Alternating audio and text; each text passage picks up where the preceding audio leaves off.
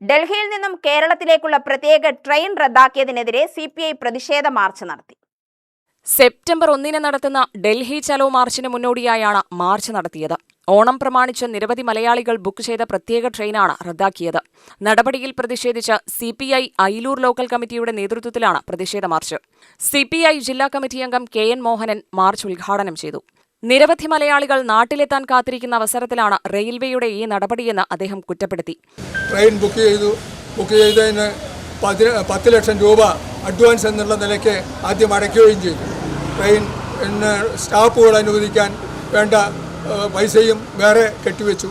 അങ്ങനെ എല്ലാ സജ്ജീകരണങ്ങളും ഏർപ്പെടുത്തുകയും എല്ലാ ജില്ലകളിൽ നിന്നും ആൾക്കാർ എവിടെയൊക്കെ കയറണമെന്നുള്ള രീതിയിലുള്ള അറേഞ്ച്മെൻറ്റുകളൊക്കെ ചെയ്തു. എന്നാൽ തൊട്ട് അടുത്ത ദിവസം ആ ട്രെയിൻ തന്നെ റദ്ദ് ചെയ്തുകൊണ്ടും അതുപോലെ തന്നെ കെട്ടിവെച്ച 10 ലക്ഷം രൂപ തിരിച്ച് പാർട്ടിയിലേക്ക് തന്നെ നൽകിക്കൊണ്ടും ഉള്ള ഒരു സമീപനമാണ് കേന്ദ്ര സർക്കാരും അതുപോലെ തന്നെ റെയിൽവേ മന്ത്രാലയവും സ്വീകരിച്ചത്.